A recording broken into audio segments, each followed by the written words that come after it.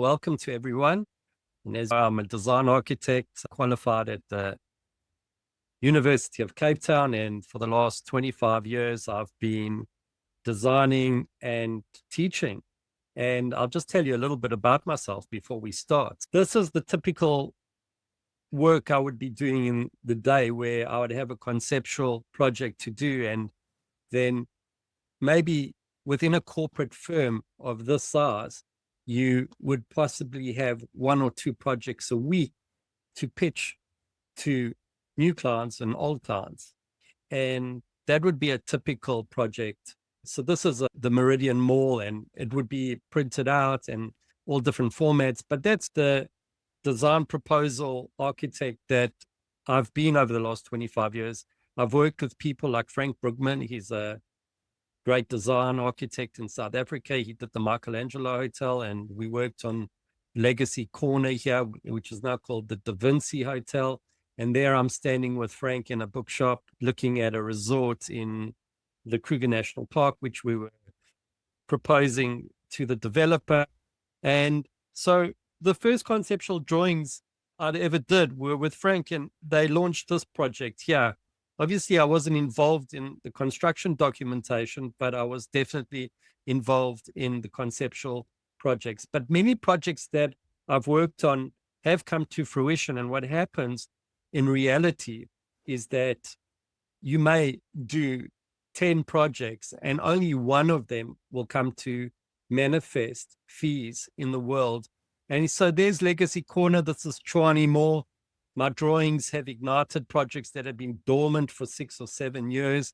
That generated fees, construction cost of 850 million rand. This is the Belito. I've worked with Revit Pure. I've worked with, in the past, Blue Turtle, the Balkan Architect. These are some of the biggest channels in the world on YouTube. And obviously Eric, been an absolute wonderful experience to work with Eric and his team. And we've done a lot of marketing over the years. And I've been privileged to teach hundreds of students and to show them how my methods really work. But the real reason why we're here today, and we're going to speak about that now, and towards the end of my presentation, I'm also going to offer you a free training. So stay around so that you can get access to that. There's going to be a marvelous presentation. And then thereafter the presentation, we can also ask some questions. But originally from South Africa, this is Johannesburg, South Africa. Really a beautiful place, but very crime-ridden at the moment. But South Africa's got really beautiful things like wildlife, and just like Africa does, amazing place to have lived once. And now where I live is in Jerusalem. I live in the holy city of Jerusalem in the Middle East, in Israel. And Jerusalem's an eclectic cacophony between the old and the new. So you can see the ancient city here in the front, and then behind you can see the modern city. And so there's a lot of modern architecture happening in Jerusalem. The stone clad is a part of the municipal regulations. You can see the old city wall here of the city of David, and then you can see the brand new Mamila shopping centers here. And so Jerusalem is a very big city, very cool to live in. Lots of coffee shops, lots of food, lots of life, very exciting. You can see here's the light rail in Jerusalem, and then you can see Al-Aqsa, and then you can see the typical old Jerusalem. And my favorite thing to do is obviously to get to the beach early on a weekday with my family and to enjoy the sunset, because you have the most magnificent sunsets in Israel over the Mediterranean Sea, facing towards the Greek and Turkish continents there. So the real reason why we're here today is that what are the major setbacks that design architects have? What's really going on in the world now? And the biggest thing that I've picked up lately is that many architects find it extremely difficult to bridge design thinking and the virtual PC environment. Although architects know how to do it, it's still a very clunky workflow for them. And what ultimately happens because of that, if you're a design architect specifically, is that you lose the potency of your design thinking. as you move forward. And so like maybe you're using Revit or ArchiCAD, or maybe you're using Vectorworks, but the software seems to limit a lot of people just because of its technical learning curve, because it's so complex. And you lose the ability to have that hand and mind freedom. So architects have intellectual skills. They know how to design, right? Everyone knows how to design that's spent like 20 years learning how to design. But at the end of the day, you come to the computer, and I'm not saying everyone, I'm saying a large percentage. I can't even give you, I'll ask ChatGPT the percentage, but I would say at least 70% of architects struggle with carrying out their design thinking on the computer. So it all happens before. And the computer is the most unbelievable tool. But what happens to architects is they revert back to using paper. And architects that already embrace technical softwares to work, they are still using them in the wrong way. So what happens is there's this loyalty dilemma where if you're using a software, you start using it for everything because the marketing company that sold it to you told you that you can use it for everything. And the biggest problem is you can't. You have to know the strengths of each software. You need to be a connoisseur of the design applications that are out there to be able to mix and match them. Does that make sense to everyone? Okay. Then there's the new kid on the block, AI. And most design architects are freaking out right now about artificial intelligence. And the truth be told is that AI, if you embrace it, is going to be your greatest ally as a designer. Because what AI is doing, it's making everything simpler. And that's the truth. And where all of us are worried about it being more complex, the truth is that it's going to allow you to work quicker with ease. Things are going to change very fast, which they are already. Like I said earlier, architects are losing inspiration as well because they're isolated behind their computers. So they are not connected with the world in the right way in the studio environment. People are isolated on Zoom. They live in their houses and have a small studio there, and they also don't know what's going on in the world. So it's a big problem. Everyone's in their own world and not getting feedback and getting lost in time. And project architects, if you're a project architect, I was speaking with one the other day, he became disconnected from the design process because he's working in the design world and he's building buildings, but he's not in the design process. So he gets to run and manage projects, but he's not involved. So there's this whole disconnect from the design process in a way in many different areas. So just keep that in mind as we move forward. This is the type of work I've been doing over the years. We'll just go through it quickly. I'm modeling in Revit using SketchUp and Photoshop to put these presentations together. But just to show you where it all started, retail malls and creating layout views of different angles of different entrances of a shopping mall, different shopping retail proposals, high-rise towers. This is office block and so on and so forth. So why should you listen to me? Who am I? I'm sitting here in front of almost 100 people, and who the hell am I dictating to you right now? And I'll tell you why you should listen to me, and I'll give you a reason why you should listen to me, is that I was paid for almost 25 years, day in and day out, to create proposals for very large commercial architectural firms.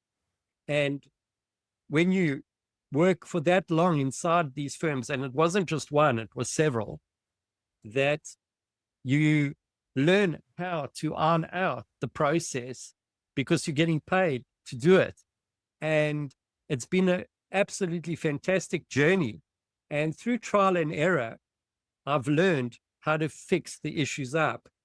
I've done over 50 commercial projects, maybe close on 100, worked with several major architectural design companies, and I've learned from real world experience. And this is a big problem in the world, is that a lot of people are learning online from YouTube, and the guys that are teaching them have never worked in a commercial firm or have never worked in a firm where they've actually engaged with any type of process, yet they're teaching all types of softwares out there, and they haven't spent one day in a firm. So that is, like, for me, completely unconstructive, because you need to know how a firm functions. You need to feel it, you need to taste it, you need to engage with it, and you need to work with clients, and you need to work with other people. So how can you be teaching anything if you've never worked in a firm? So that's why I said, I'm not chasing after YouTube views. I'm teaching skills, real world skills that I've used, like Revit, SketchUp, Photoshop, and AI. And I've also had the privilege to empower over at least 400 architectural design professionals over the years. So let's jump in. So what we're going to do tonight is we're going to start speaking about the whole process of what we initiated, this design process that we need to manifest on the PC. And this is the question I want to ask everyone right now. What would it mean to you to be a design powerhouse where you're able to plan a building, model a building, and present a building in an unbelievable way as like a one-stop shop, that you can do everything? You can do what the graphic designers do, and you can do what the design architects are doing in the firm, all in one place. And that's the question I have to you, because it's completely accessible if you can take your design knowledge and channel it with the right tools on the PC. And when we speak about the tools on the PC, like Frank Lloyd Wright, he had a set square, he had ink pens, he had paper, he had drawing tables. And those were the tools that they used, but they knew how to use it with analytical geometry. And they produced the most astounding drawings at the turn of last century, halfway through the 1900s. They were producing mind-blowing presentations that you see very few architects producing today. And it's the same thing. The computer is a tool. It's a tool set with many amazing tools within it. And we're going to take a look at those tools tonight. So let's just take a look at the different job roles in big firms, because where does a design proposal architect or a concept design architect like me fit in? And if you want to be that type of job role, let's just talk about it. What's happening right now in mainstream architecture is that there are three types of architects that I see being employed. The project architect, obviously, which you need. And then the guys that are working in Revit, because BIM 360 has taken over the industry and Autodesk has taken over the virtual industry where people are collaborating online. And then you get the more senior Revit technologists, which run the BIM side of technology, where they govern the whole process in a company, where they will look after each building that gets translated into Revit in the cloud. So they will be there to just make sure and iron out everything. And that is a great place to be. If you are a BIM specialist, they get really paid well compared to other architects. And then there's my process, which is a design proposal specialist. And what I found is that in the bigger companies, they have many clients. They don't struggle. I'm talking about companies that are much larger, between 50 and 1,000 people. And there's some bigger companies like Gensler and all those big companies out there.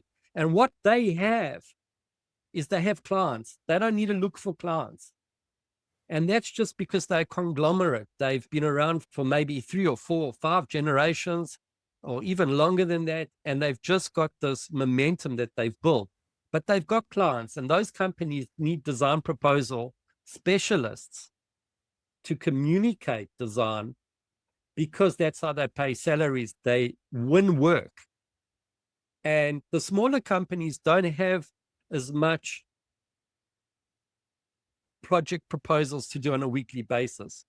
But what I've seen in my years working in big design commercial firms is that there is a definite need for a design proposal specialist, someone that can work with the directors of a company and that can communicate at the beginnings of projects in the design developments phase.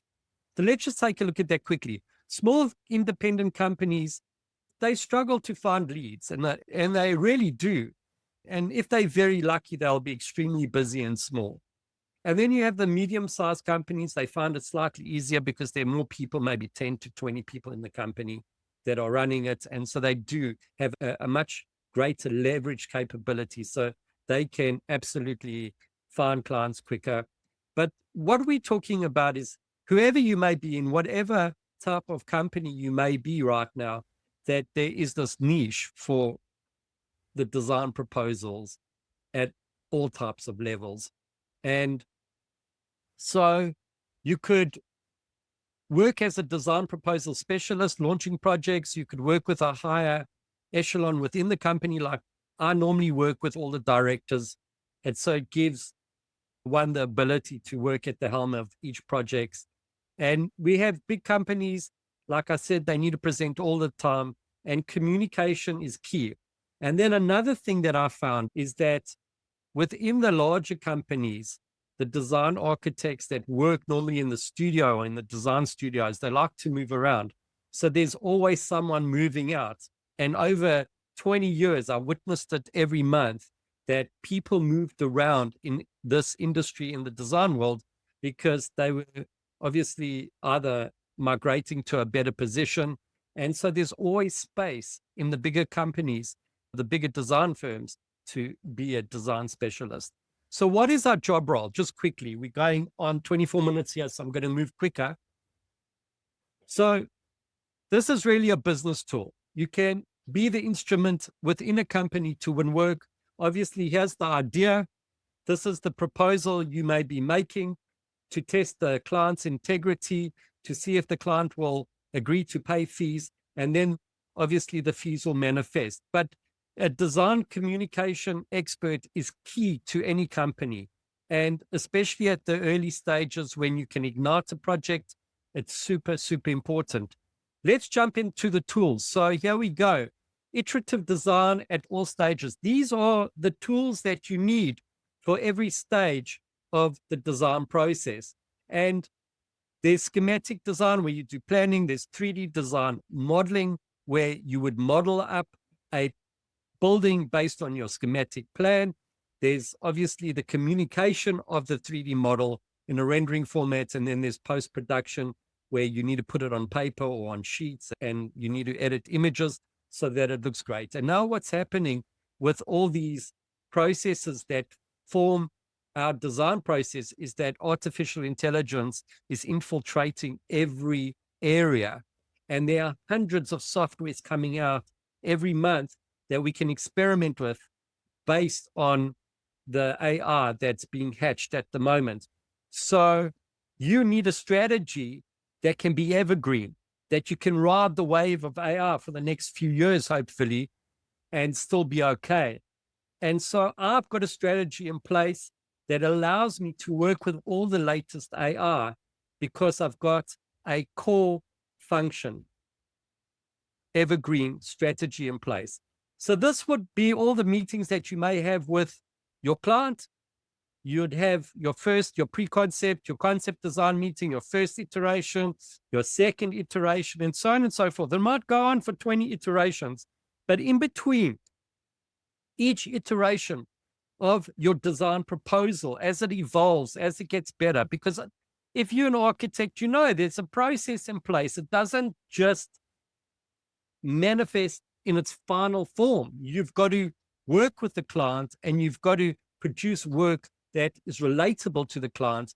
And that's why you need this process in place, especially if you're a design architect, because you need to carry each interstitial space here represents design iteration, and you've got to have those tools to prepare for the next meeting. And if you don't have the right tools, firstly, you're wasting thousands of hours and you're just breaking your back for nothing because you simply don't know how to piece the puzzle together. So it's a disaster. And most architects are in that trap. How can that be? It's because no one has taught an innovative, streamlined method for architects to work quickly. And you can work without stress. You can leave for home at 5:30 when the day ends instead of working through the night. And I'm going to show you how to do that. We're going to jump into this quickly, right? So what is the stewing pot? I used an analogy, a cooking analogy, and hopefully you can relate to it. But what is a stewing pot? Obviously, you're cooking meal and you're going to chop the vegetables up, or I would chop my vegetables up, onions, carrots, celery, parsley, rosemary, thyme, all the different types of stuff that need to go into the pot. And then you would put it on the flame and you would cook it. So I've got a process where I call it the stewing pot. It's SketchUp and Photoshop. And these two softwares, you can see I've written SketchUp here and I've written Photoshop here, are the softwares that you need to put in place. You can use Rhino. It's complex. You don't need Rhino. Everyone says, but Rhino is mainstream. If you're into doing Zaha did buildings, you can use Rhino. You don't need Rhino. It's a lot more difficult to manipulate than SketchUp. And obviously, you want to use the easiest tools, which SketchUp is really easy to use. A 2-year-old, maybe a 4-year-old could use it.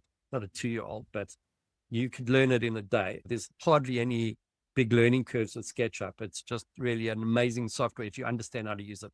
And then Photoshop is bringing all the production material that you produced in SketchUp with also AI. And so you can bring it all together. I normally model everything up in Revit as well. So I like to use Revit and SketchUp, but you don't need to. You can use ArchiCAD and SketchUp. And you may be asking me, why do I want to use SketchUp? And I'll show you right now, and you'll understand right now.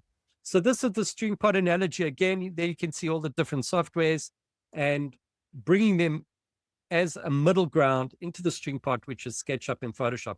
And when you mix these two tools together, it's going to give you the ability to control all the AI that you need. Without these two softwares, you're dead in the water. You can't manipulate stuff properly for AI, and you're just going to waste thousands of hours breaking your teeth on trying to get things to look great. So let's just move forward quickly. So how does AI work? There are two types of AI. There's two types of processes within artificial intelligence in the generative form of AI right now, which is what I call the wild stallion. Now, there are tools that have just come out which lean towards more of an agentic AI, which is a thinking AI, an AI that can think for you, but it's still developing. It's called Nano Banana, and it's come out with Google AI Studio. But generative AI is very creative. It's got the most unbelievable capacity to create stuff. And it's like a wild stallion. It just wants to go crazy. And so there are reasons why we would use ideation, Midjourney with the creative generative AI, because it just goes off on a tangent and does unbelievable things. But it's extremely hard to control your design. So it will invent stuff, and you can't really use it in your design process as such, but you can use it to ignite your design process right at the beginning. So ideation. And today I'm going to give you a free training on ideation, which is mind-blowing, that if you learn how to use it, it's going to change the game for you. And in about 15, 20 minutes, I'm going to give you access to that training, and you'll see where you can go and get it. It's all video-based. It's a 10-day challenge, and we're going to be talking about that. But there you go. On the right-hand side, we've got a horse that's been bridled.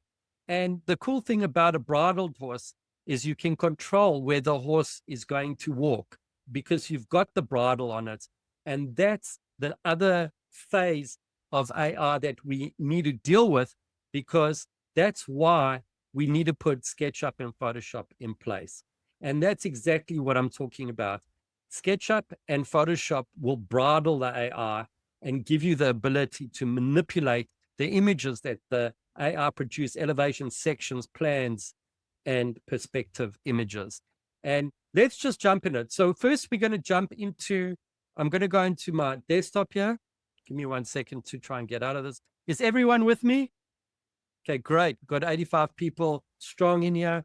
Let's just jump into where we're going to take a look at ideation. And I'm going to show you a way to do all of this stuff for you. Even today, if you jump into the training, you can learn how to do what I'm about to show you. And it's mind-blowing. And this is Midjourney. I'm going to open it up so we can zoom into it. Can everyone see this sketch drawing? Thumbs up. I just need to know that you can see it just in case. Okay, brilliant. Thanks, Zen. And there is this image that was created with a prompt, a visual prompt. There are different types of prompts. There's a style prompt where you can prompt AI with a style that it can actually see pictures. It's got eyes. So if you see something that you like, you can prompt it with a style.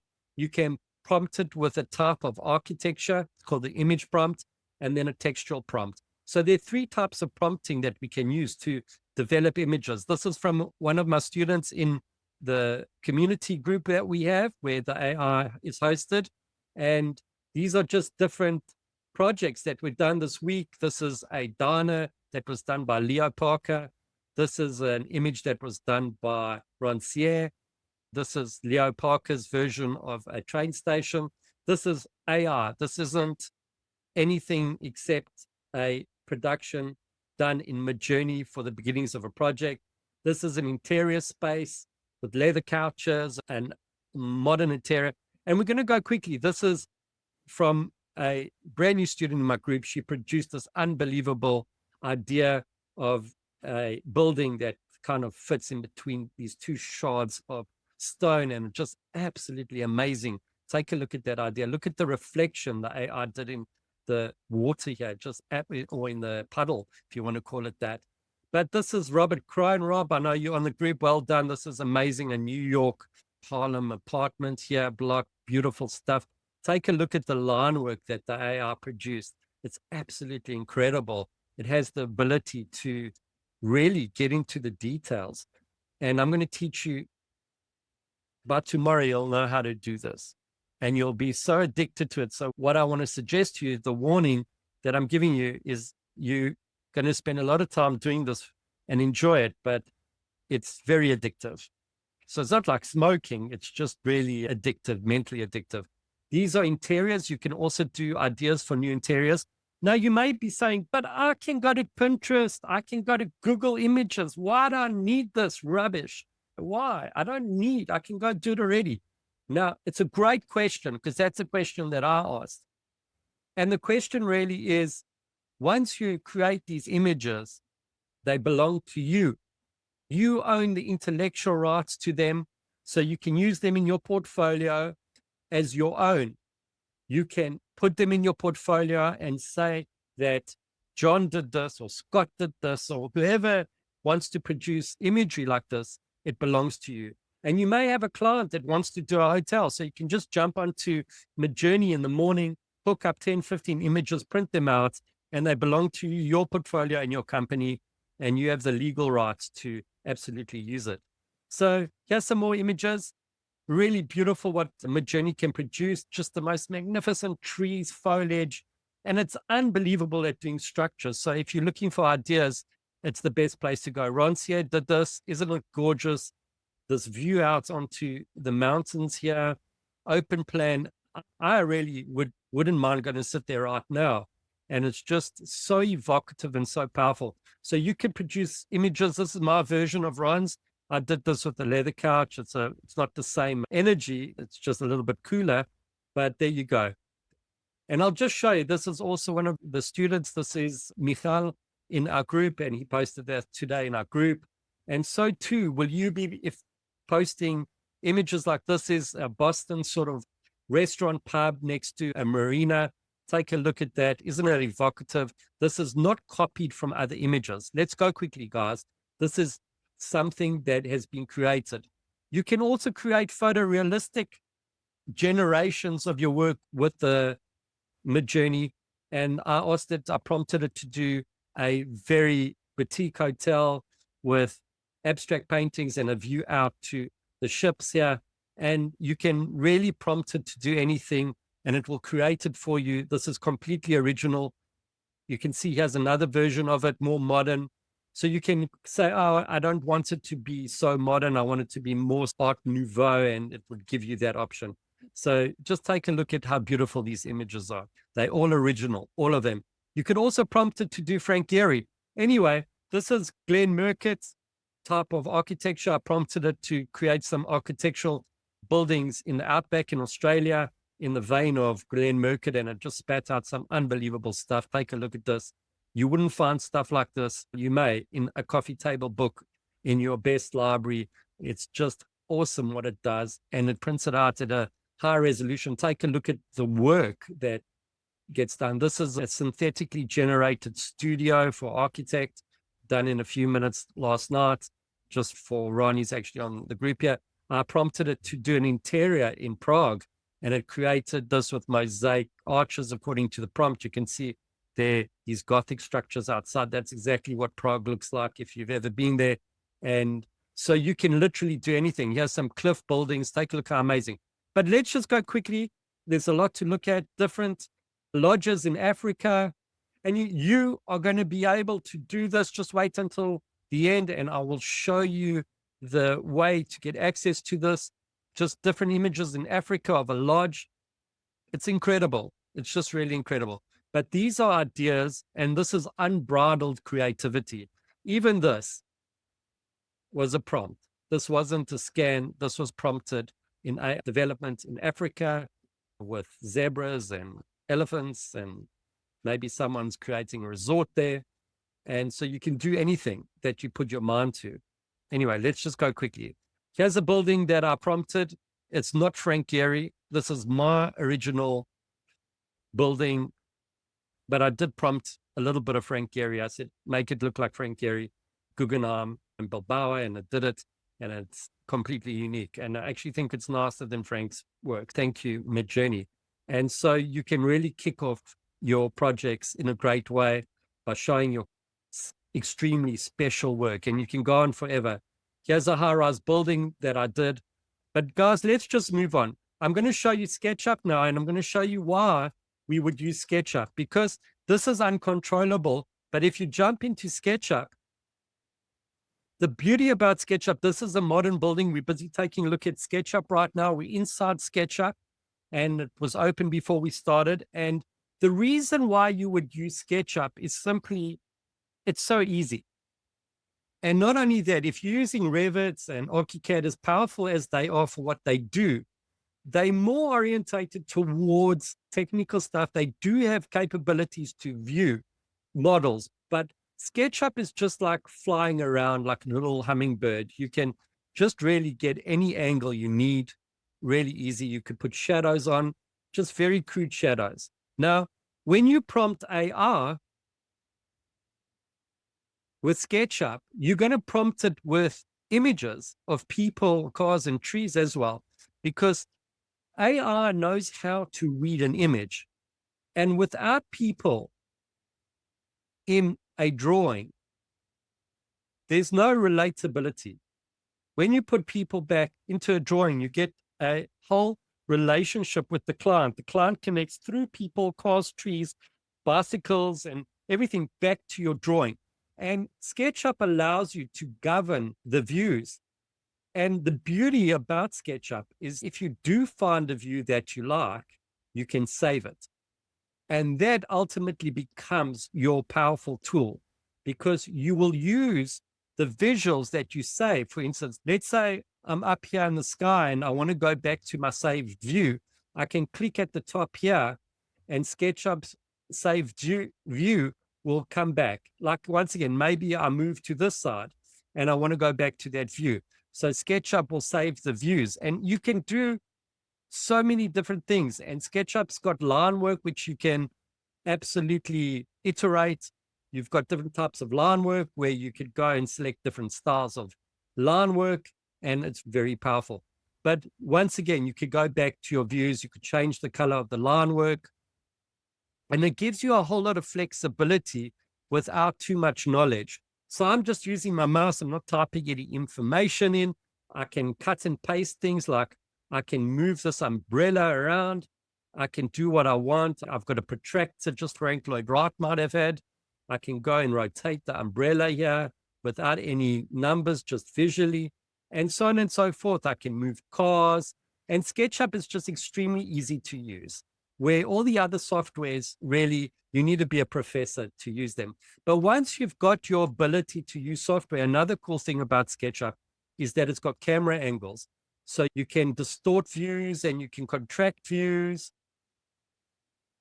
And then, for instance, if I distorted a view, I can actually go and add a tab here, and I can go and update that view. And so it remembers the camera angle. And if we go back to our previous view, you'll see it contract. And then I can go back to the new view, which has got a different color line work. So SketchUp is extremely powerful. I can get top views. I can get loft views. I can cut sections. I can get an axo. I can get an elevation really quickly. And it really takes seconds just to get all of this information. You can see how beautiful it's already looking, this model. We modeled this up the other night, but it's also got the ability to create shadows. Very crude shadows, but AI loves these shadows. So you can prompt AI with these shadows. So the whole idea now is we had Midjourney as a creation engine, and now we want to control our design. So there are many applications out there that have been made for doing this. However, I prefer the applications that have been created by architects for architects, and that can control the integrity of the design and help us take it into a presentation with Photoshop. So once we don't have enough time in the session tonight to go through all the processes. I have different trainings that we have in our membership area that you can undergo, but we're going to speak about that just now. I'll show you exactly how that works. And last but not least, we've got the ability to produce our renderings using a combination of SketchUp and Photoshop, the line work from SketchUp, and just to get amazing presentations. And I did this presentation tonight just before I jumped into the session, but it's absolutely exact. It reflects my model exactly. But you need to practice these processes because AI has the power to do it, but it needs you to know how to tell it what to do and how to control it, right? And so we use Photoshop to do layout. For instance, I've placed these images you can see here on the page. So you need to practice with your layout.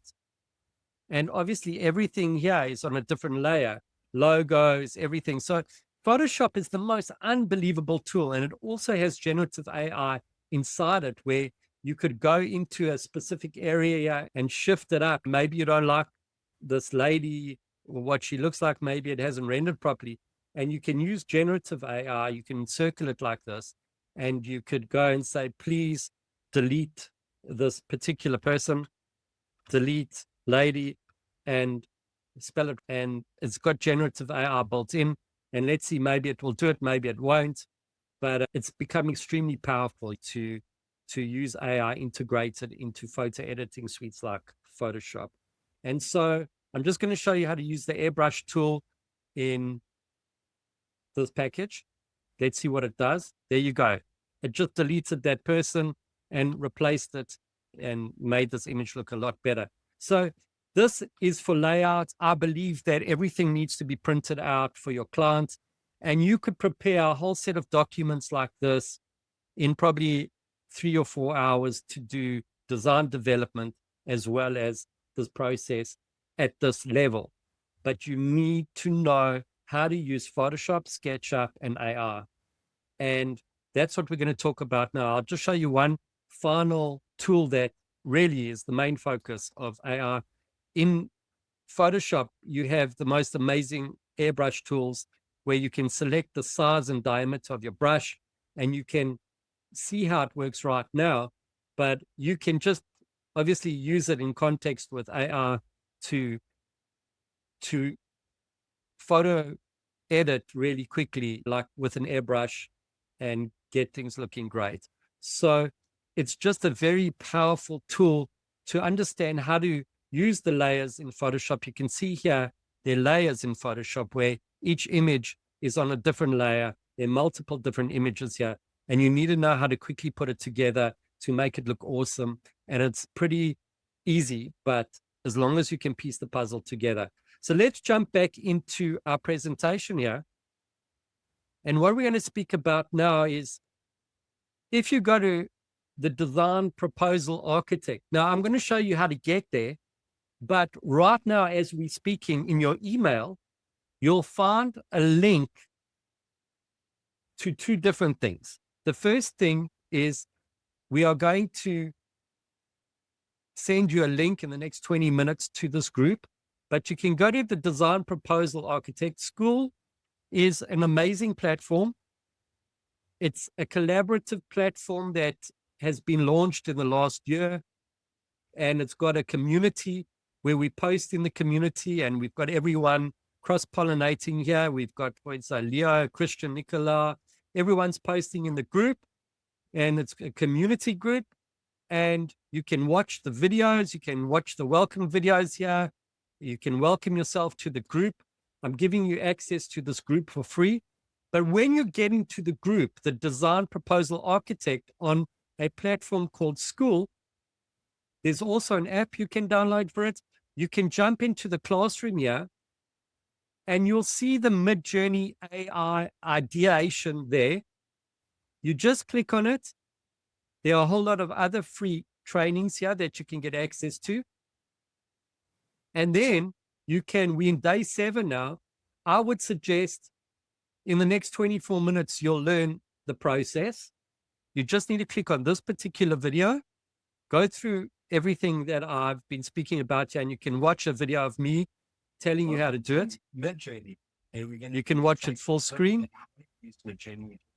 So it's all in there as a gift to you. You just need to go to school.com, type the Design Proposal Architect, and you'll see this page. And there will be a join button here. And all you need to do is join. And once you're in, you'll have access to that training. It's really powerful.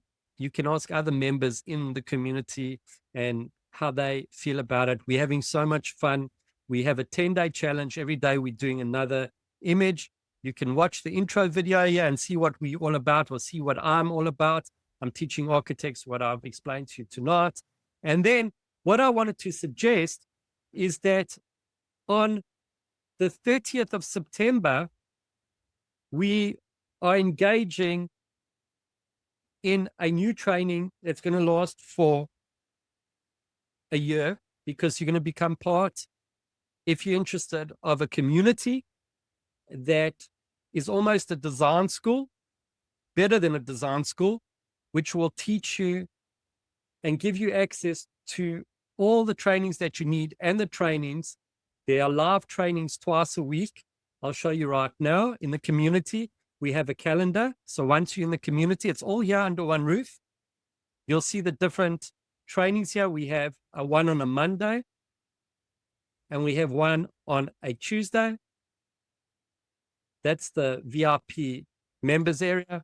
And then we have this training on a Thursday. So we have a Midjourney training on a Thursday, which is open to everyone, but we do have a VIP area, which is starting on the 30th and will turn any design architect into a master. It depends how fast you want to go, but it's really a community to come and be part of a greater membership. You can see people are already joining from our live video, and that's absolutely fantastic. So just go there, get inside, see what it's about. There's no obligation, just jump inside. And then secondly, if you are interested in setting up a call with me to get some feedback on your existing design process and to see if we can help you with a roadmap to become more efficient in your process, then I've sent that link to you. It's in your email right now, and you can book a time with me. I'm offering the first 14 people a 30-minute session. So all you need to do is jump into it. I'll post this link. You could also just click on this link. I'll put it in the chat right now, and you can try it out and see if it works for you. Or you could just go to my website, the Concept Design Architect over here, but it will definitely be in your email. You could book a time here on my website with me, and that will give you obviously the 30 minutes that we spoke about. I want to understand what you're struggling with in your world, your design process. So this session is just super amazing for me. I get to understand you, and I also get to give you some feedback on your process. Most people are isolated and are really struggling. So it's like going back to a design critique studio at university. And really, that's it in a nutshell. And I really hope you enjoyed this whole process. This is the overview. I hope it gave you a point to start with. And I'm going to offer some time just to answer questions. So, Jason? Yes. Yeah, thank you again for an inspiring presentation. So much visual stimulation here. It's very exciting. There was a question that I saw from Dean, not sure Dean's last name, is saying, oh, unless I'm following this incorrectly, this is giving AI, the computer, the job of coming up with your design. And he was concerned that that's just saying, hey, make a hotel lobby in Prague is going to just do something that really has nothing to do with the practical layout, space planning, and other concerns of the client. And so just, can you clarify how the actual process goes? As far as I understand it, we're going to do some concept thinking, layout, analysis in a software like ArchiCAD or Revit, or possibly just directly in SketchUp. Then you take it, when you're ready and you have something as a basis, you then take it through these other tools to get amazing imagery without having to put in every little detail of every little piece that you would if you did it all in Revit or all in ArchiCAD. Is that right? Absolutely. Yeah, you're spot on, Eric. There is AI right now that is starting to work with different layout plans like Finch and TestFit, and there are a few different softwares out there. They're experimenting with it. And I don't think AI will ever take over the human element, but it might give us a more advanced beginning point where we'll have to choose between 20 different options and then refine those options. So there's always this process of leverage that the AI is going to give us. But right now, everything needs to be modeled like you're traditionally doing in ArchiCAD or Revit or Vectorworks or Plan or whatever you're using to model up. And the AI responds to your model. But what else you need in the model is you need cars, people, trees, and entourage. And that's the power of SketchUp. And to bring your Revit model into your ArchiCAD model into SketchUp is really easy. It comes in within 3 seconds. You can actually open up an ArchiCAD file and you can open up a Revit file. But obviously, it's going to take away the BIM systemization away from it. So when you do take it back into Revit, you'll probably have to reiterate it again from scratch, or just tweak your Revit model and use it as a guide. So there is no interpolation between going back and forth between SketchUp and ArchiCAD or Revit right now. That hasn't happened, but I'm sure with AI, it's going to happen very soon with BIM. So Lauren Zenren had asked about, can I use the models I've already created? And the answer is absolutely. You can just dump them in from Revit into SketchUp. Will look very much like it does in Revit, but you now have controls of line work and perspective that you can't really do in Revit, and you can bring in entourage so much more quickly. You cannot control a model. So Midjourney is not the software to use. So it's for ideas only. Midjourney is an idea-based software. There are other softwares that I find are extremely powerful still. So Midjourney is an idea-based software, but you need other AI applications to control Hope that makes sense. Revit models, SketchUp models, ArchiCAD models are exactly what you need. You cannot do this without your existing models. So absolutely, you need a model that's been designed by an architect to make the AI work for you. Hope that makes sense. I know we have some of your veterans here, like Robert Krohn there, who've been using this. You want to just talk briefly, Robert, about how you're using it to take your models in? At this point, Eric, I'm mainly using it for idea generation. And it's a fantastic tool. I've been in the open session with Jason for the last week and a half or so, and gone through a lot of the exercises. I've been doing everything from single family mountain homes to high rise office and residential towers to cultural institutions. And it's just amazing what you can create. And then once you've created your initial images, go back and manipulate those and make them more nuanced. The question Brilliant. for JH, do you work with architects with little or no SketchUp or Photoshop experience? So you teach them what they need to know, right? Not to be an expert in Photoshop, but how to use Photoshop for exactly this type of process.